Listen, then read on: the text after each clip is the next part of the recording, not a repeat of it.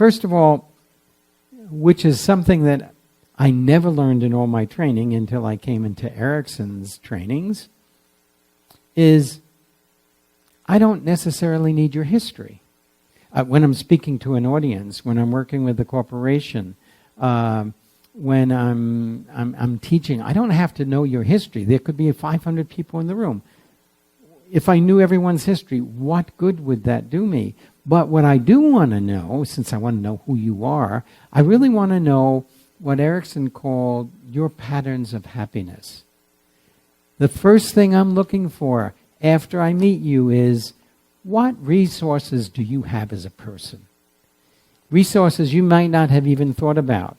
You might say to me, oh, you know, I've come with this issue, I've been to so many people and I just can't seem to resolve it and so on. And I might say, isn't that wonderful?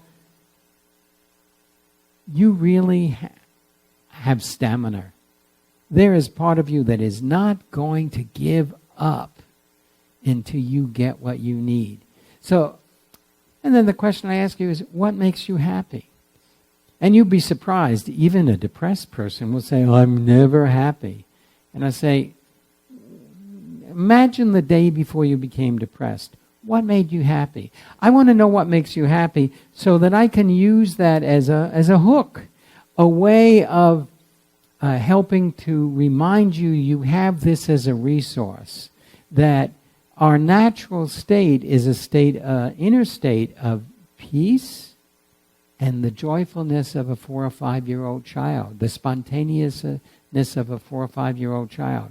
I had a very depressed person say to me, oh, it's so difficult. This was working with a corporation, and it's so difficult. I'm the boss. I have so much responsibility. I hate my job. I don't know how much longer I can do this. I said, what do you do on the weekends? Oh, when I work. Well, I do like going for a long hike. Oh, well, let's call that a pattern of happiness. Now let's make a collection.